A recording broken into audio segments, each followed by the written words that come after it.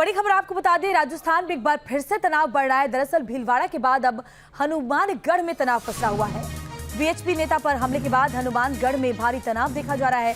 तनाव के बाद हनुमानगढ़ में सुरक्षा बढ़ा दी गई है। हनुमानगढ़ में पुलिस ने फ्लैग मार्च भी निकाला है।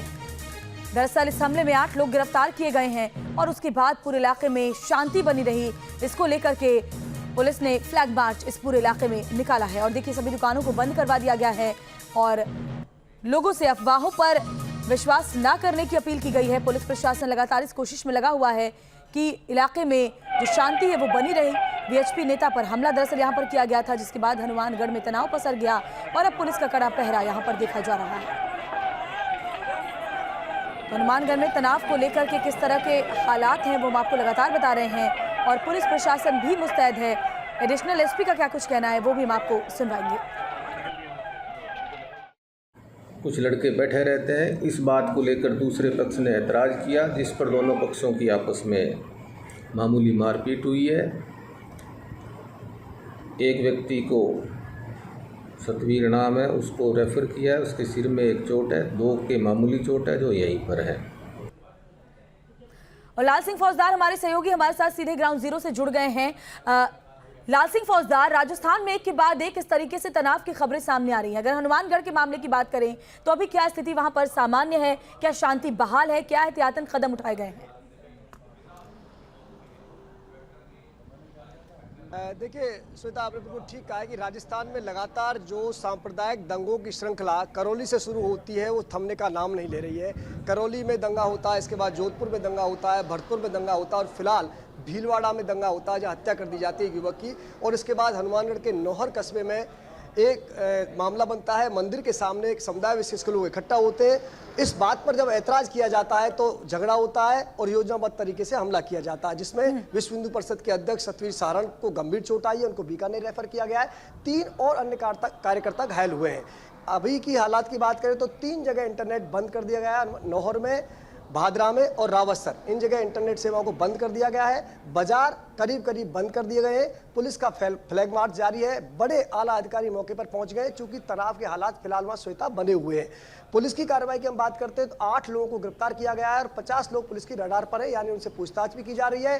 कुछ लोगों को पूछताछ के लिए थाने लाया जा रहा है। लेकिन सबसे बड़ा सवाल श्वेता जो उठता है कि आखिर इन तमाम हम नजर डालें, पिछले 1 महीने भी सारा पूरा नहीं हो पाता है। उस दौरान लगातार एक शहर में शांति हो नहीं पाती, उससे पहले दूसरे शहर में सांप्रदायिक सद्भाव बिगड़ जाता है। लाल सिंह फौजदार, ऐसा लगता है कि कुछ लोग हैं जो राजस्थान का माहौल खराब करने में लगे हुए हैं, क्योंकि एक के बाद अचानक से एक साथ इस तरह की घटनाओं का सामने आना ये बताता है कि कुछ लोग माहौल खराब करने की साजिश में लगे हुए हैं। देखिए श्वेता, बिल्कुल समझना होगा ना, आखिर क्यों ऐसा क्यों हो रहा है। लगातार एक शहर शांत नहीं होता, दूसरे शहर में दंगा हो जाता है, हत्या हो जाती है।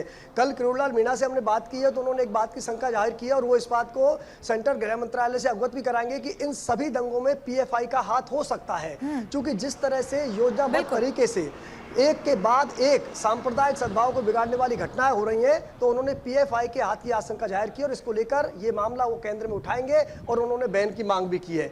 लेकिन श्वेता, सवाल तो ये होता है कि आखिर हमारा इंटेलिजेंस क्या कर रहा होता है, पुलिस क्या कर रही होती है। जब भीलवाड़ा की हम बात कर रहे हैं, 5 दिन पहले यहाँ सांप्रदायिक सद्भाव बिगड़ता है, हमला होता है, चेतावनी दी जाती है कि हम हमला करेंगे, इसका काउंटर देंगे, इसके बावजूद प्रशासन फेल होता है और 20 साल के युवक को अपनी जान देकर इसकी कीमत चुकानी पड़ती है। पूरा सद्भाव का खराब होता है, दोनों समुदायों के बीच एक नफरत की आग फैलती है। आखिर पुलिस का फेलियर सामने आ रहा है और कहीं ना कहीं हम सवाल खड़ा इसलिए कर रहे हैं क्योंकि राज की वजह से अगर फेलियर होता है तो जनता सवाल तो राज से ही करेगी। क्योंकि पुलिस का फेलियर सामने आ रहा है, प्रशासन की ढिलाई सामने आ रही है और उसका खामियाजा भुगतना पूरे प्रदेश को, उस राजस्थान को भुगतना पड़ रहा है जिसकी छवि कभी इस तरह की रही नहीं है। लेकिन आज ना कस्बे बच रहे हैं, ना शहर बच रहे हैं, तमाम जगह लगातार सांप्रदायिक सद्भाव बिगड़ने की घटनाएं सामने आ रही हैं, मर्डर हो रहे हैं, झगड़े हो रहे हैं। और इसकी तस्वीर ये है कि आम जन के जहन में एक सवाल खड़ा हो रहा है कि क्या हम सुरक्षित हैं राजस्थान में। हम सड़कों पर निकल रहे हैं तो क्या सुरक्षित है, हम पर हमला नहीं हो जाएगा। दोनों समुदायों के बीच जो जी, बिल्कुल। लगातार खाई गहरी होती जा रही है, इसको समय रहते थामना होगा और जो असामयिक तत्व हैं श्वेता, उनको चिन्हित करके कठोर कार्रवाई करनी होगी, क्योंकि बिल्कुल उनकी सही वजह कह से रहे हैं पूरे आप। और पॉपुलर राजस्थान फ्रंट को ऑफ उन इंडिया हालातों का में नाम नहीं झोंक इसमें, सकते, जिसकी वजह से बिल्कुल आम लाल आदमी सिंह की आजादी फौजदार, छिन जाए। पॉपुलर फ्रंट ऑफ इंडिया का नाम इन जितनी भी घटनाएं हुई हैं उससे जुड़ता हुआ सामने आया है। यानी कि जानबूझकर इस तरीके से टारगेट किया जा रहा है खास समुदाय को, ताकि इस तरह से माहौल खराब किया जा सके।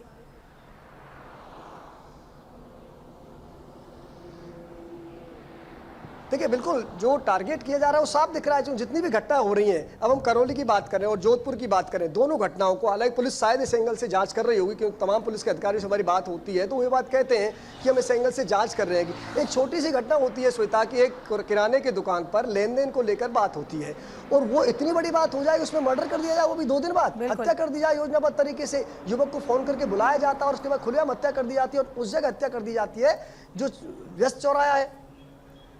तो इससे अंदाज लगा सकते हैं कि कहीं ना कहीं एक गहरी साजिश है, उसको समझना होगा और सरकार को इस दिशा में गंभीर कदम उठाना होगा, ताकि ऐसे लोगों को, शहरों को चिन्हित करके बेनकाब किया जाए और उनको सलाखों के पीछे भेजा जाए।